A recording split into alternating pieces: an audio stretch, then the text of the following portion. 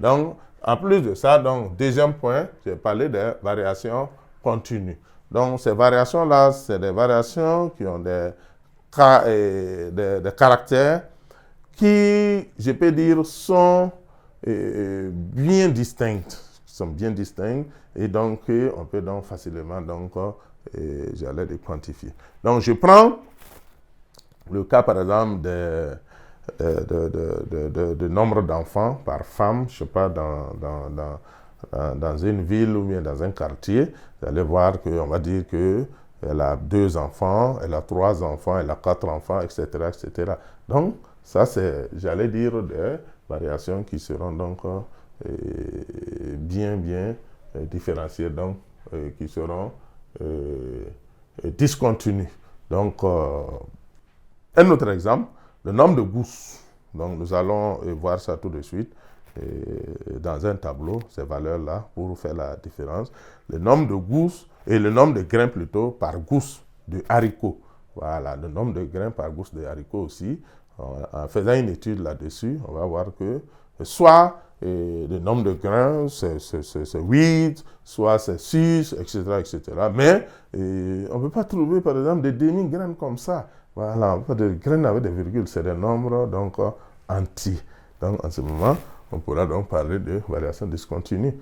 Nombre de grains d'arachide dans des gousses d'arachide, il faut aussi compter. Voilà, on va avoir des graines, des gousses qui ont une graine même.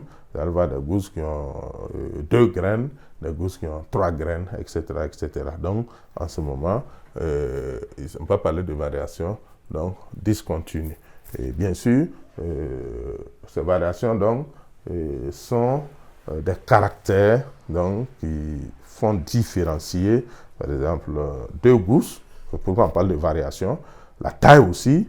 Il y en a qui ont pendant qu'ils sont presque à 2 mètres, d'autres sont difficilement, donc même à 1 mètre 20, etc., etc. Vous voyez que la différence est quand même nette. Alors, un qui est petit, l'autre est très grand, donc c'est une variation, c'est une différence de taille entre ces 2 individus. Le poids aussi, et pendant que d'autres sont plus qu'à 150 kg, d'autres sont difficilement à 60 kg.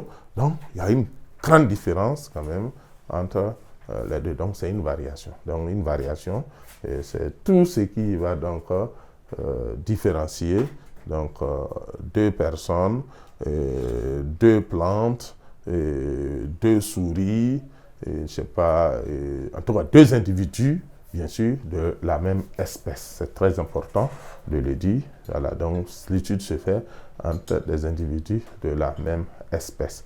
Voilà, l'espèce étant donc par définition des individus donc, qui ont des ressemblances morphologiques, physiologiques et surtout qui ont aussi une capacité d'interfécondité. C'est-à-dire il faut que les individus arrivent donc à se reproduire entre eux pour donc répondre aux critères d'espèce. Voilà, il y a la ressemblance, certes, mais il y a l'interfécondité aussi qui va entrer en jeu. Si vous prenez l'âne et puis le cheval, ce n'est pas la même espèce.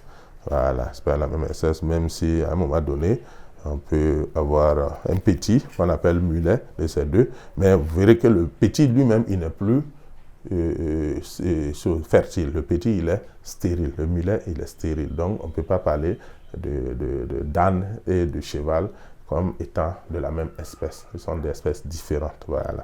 Voilà, donc bien sûr, si vous prenez les hommes sur la Terre, c'est la même espèce, c'est l'espèce Homo sapiens. C'est l'espèce Homo sapiens, donc c'est pourquoi que vous prenez une chinoise et un noir, ils peuvent se reproduire, c'est-à-dire faire des enfants, et ces enfants vont toujours être fertiles. Vous prenez un noir et puis un indien, c'est la même chose. Donc, tous les hommes sont de la même espèce, sont de l'espèce Homo sapiens. C'est pourquoi donc, ils peuvent donc, arriver donc, à se reproduire. Donc, quand on veut étudier, on peut étudier des variations au niveau donc, de l'espèce humaine qui peut porter sur la couleur de la peau, qui peut porter sur la forme des yeux, qui peut porter sur la taille, qui peut porter sur le poids, qui peut porter, pourquoi pas, aussi sur le comportement, sur le comportement, je sais pas, la gentillesse, je sais pas, mais souvent c'est difficile à quantifier. Voilà, c'est pourquoi on va parler donc de variation donc discontinue. Donc ici, voilà ce que nous pouvons dire sur les différents types de variations.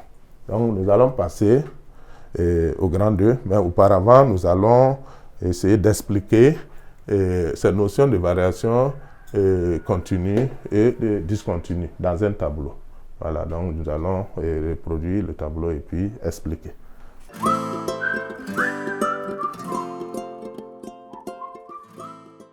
Voilà, donc ici, comme je le disais, nous avons deux tableaux.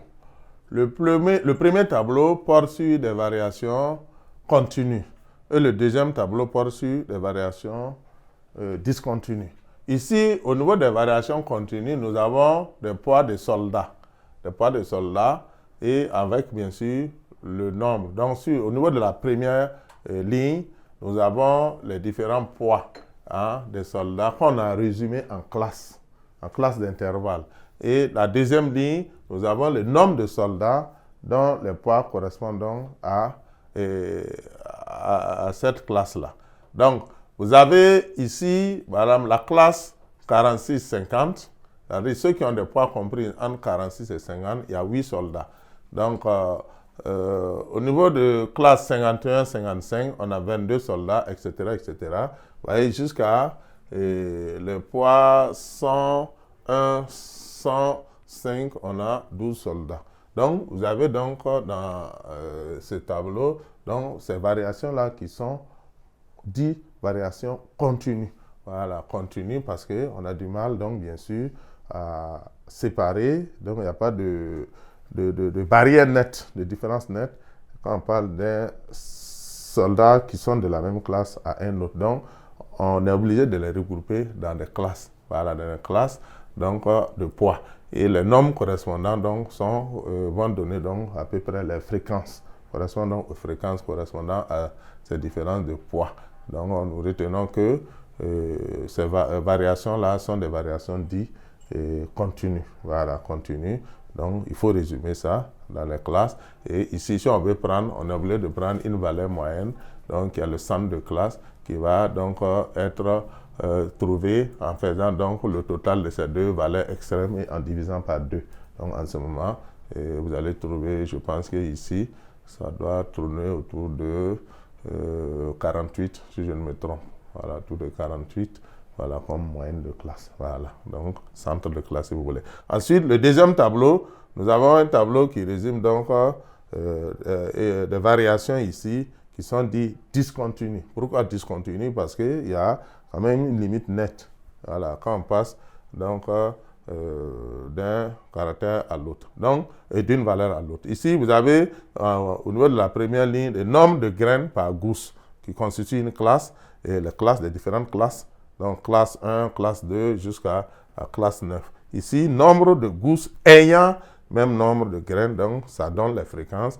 Et vous voyez qu'ici, le nombre de graines par gousse, les gousses qui ont une seule graine, on va trouver 3. Les gousses qui ont 2 graines, il y a 7. Les gousses qui ont 3 graines, on a 9, etc., etc. Jusqu'ici, les gousses qui ont donc, bien sûr, 9 graines, il y a 5 gousses qui ont 9 graines. Donc, ça va donner donc ces différentes valeurs correspondantes. Donc ici, bien sûr, on n'a pas besoin de trouver des centres de classe. Quand on donne nombre, on n'a pas besoin de faire une moyenne entre les deux extrêmes. C'est une valeur fixe, une valeur qui est fixe, qui est figée. On va dire 3, on va dire donc 4, 5. Donc c'est donc des chiffres ronds. Les chiffres ronds, c'est pourquoi on parle donc de variation donc discontinue. Donc il n'y a pas de virgule dedans, si vous voulez, donc au niveau de ces valeurs. Donc, voilà donc des exemples concrets donc, de variation. Donc, variation discontinue, parce qu'on va trouver donc des valeurs même qui peuvent être sous forme de virgule, qui est dans une classe, et vous avez donc des variations, mais qui ne sont pas trop nettes. Voilà, qui ne sont pas trop, donc on va les regrouper sous forme de classes d'intervalle. Et au niveau donc de la variation continue, vous avez donc des différences nettes qui sont donc des chiffres ronds, qui donc vont caractériser donc ces différentes valeurs-là. Voilà, nombre de graines par gousse, soit il y a 2 graines, soit il y a 3 graines, il y a 4 graines. On ne va pas dire qu'il y a des demi-graines. Donc, à ce moment, on va parler donc de variation discontinue. Donc, voilà ce qu'on pouvait dire donc, concernant donc, ces types de variations-là. Donc, variation discontinue et ici, variation continue et ici, donc, variation discontinue. Donc, nous allons passer maintenant, après avoir vu la définition et les différents types de variations, variation continue et variation discontinue, nous allons passer maintenant aux causes de la variation. Donc, grand 2, les causes de la variation.